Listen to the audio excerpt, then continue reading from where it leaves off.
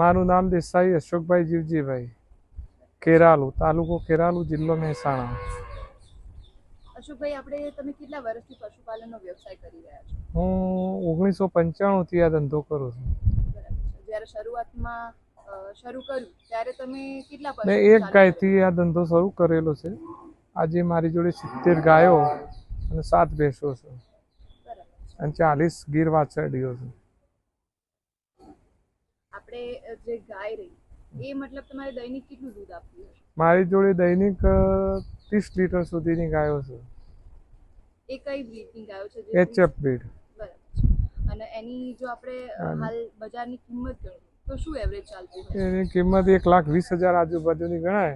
HF ગાય 50,000 થી માંડી 1.5 લાખ સુધીની આવે, પણ 15 લીટરની 15 લીટરની એવી 1 લાખ 1,20,000 આજુબાજુની એક ગાયની એવરેજ કિંમત ગણાય. મેં ગઈ સાલની વાત કરું ઓંકળાકીએ તો 75 લાખનું દૂધ ડેરીમાં ભરાવ્યું છે. એનો ભાવ વધારો મને આ સાલ 18 લાખ મળ્યો છે. અને મેં 12 થી 13 લાખનું બજારમાં ગીર ગાયનું છૂટક દૂધ 60 રૂપિયા લીટર અહીંથી વેચું છું. 1 કરોડ જેવું મેં ગઈ સાલનું દૂધ ભરાયું. એમાંથી મારે એવું માનવું છે કે 40% અમારું બેનિફિટ પાક્કો, એનામાં કોઈ બે મત નથી. ખર્ચ, તમામ ખર્ચ બાદ કરતો. અને મેં કીધું પહેલાં પણ એમાં સારામાં સારો ધંધો છે, રોકડીયો ધંધો છે. ગ્રાહક ખોરવા જવાનું નથી તમારે. તમારે 5 લીટર હશે તો જતું રહેશે, 500 લીટર હશે તો પણ ડેરીની અંદર દૂધ જવાનું જ છે. આ એક જ એવો ધંધો છે જેની અંદર ગ્રાહક ખોરવા જવાનું નથી. આ વર્ષ મતલબ તમારું જે સરેરાશ આપણે માસિક કેટલું દૂધ ભરાવતા હશે? માસિક આપણું 8 લાખ જેવું મારું દૂધ ખરું. 8 લાખ ઉપર પણ ઓછું નહીં. કેટલું લીટર? 600 લીટર એક દિવસનું. એક દિવસનું 600.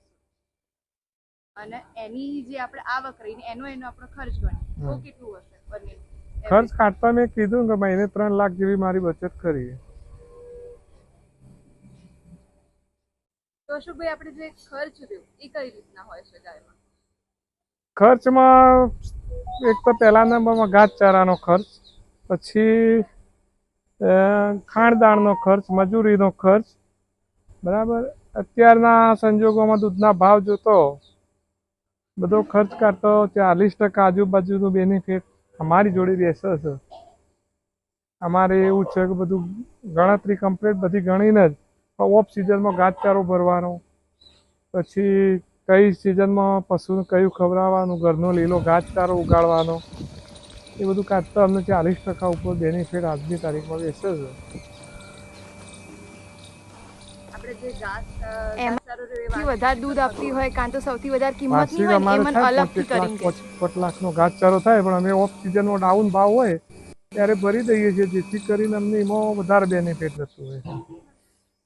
આપણે જે બીજી એક જાફરાબાદી ભેંસ છે, હા, એના વિશે થોડું વિસ્તારમાં જણાવો. જાફરાબાદી ભેંસની એક ખાસિયત એ છે, સાદ સ્વભાવ, ઊંચો ફેટ અને વધુ દૂધ ઉત્પાદન. હાલ આપણા જોડે તમારા જોડે જે ભેંસ છે એ શું? મારા જોડે જે ભેંસ છે એ ટાઈમ 10 લીટર દૂધ આપે છે. મેં ગઈ સાલ મારી જોડે 6 ભેંસો હતી તો મેં 9 લાખનું દૂધ વેચાણ કર્યું હતું. આપણે જે ભેંસ રહી એની આપણે હાલ જો કિંમત ગણીએ અને તમે કેટલી કિંમતે લાવ્યા હતા અને હાલ એની શું કિંમત? હું 2 વર્ષ પહેલા 1,10,000 લાવ્યો હતો. જે તમે ભેંસ હાલ લીધી એ ભેંસ અત્યારે લેવી તો 1.5 લાખ ઉપરની કિંમત થાય. અને જો બીજું કંઈ ખાસ કહીએ તો એના વિશે જણાવવા જેવું? પશુપાલનનો ધંધો, ટેકનોલોજી રહી એનો કઈ રીતના ઉપયોગ કરો છો તમે? ટેકનોલોજીનો ઘણો બધો ફાયદો છે. મારી જોડે અત્યારે દૂધ દોવાનું મશીન છે, જેના અંદર એકી સાથે 7 ગાયો દોવાય છે. એટલે એક જ માણસ 35-40 ગાયો દોઈ લેતો હોય છે 1 કલાકની અંદર. જે મેન પાવરથી કરવું હોય તો લગભગ 4 થી 5 જણા જોઈએ. એટલે ટેકનોલોજી અત્યારે બહુ ઉપયોગ કરો તો બહુ સારામાં સારી છે, સસ્તામાં સસ્તી, સારામાં સારી. જ્યારે આપણે આ લાવ્યા એમાં મતલબ સરકાર કઈ રીતના સબસિડીને આપે છે? દૂધ દોવાના મશીનમાં અને એમાં દોરડા, જે દૂધસાગર ડેરી દ્વારા દોરડા ચાલે છે એની અંદર અમને 30,000 રૂપિયા મશીનની અંદર સબસિડી મળતી હોય છે મેક્સિમમ, અને ઓછું હોય તો 30% સબસિડી મળતી હોય.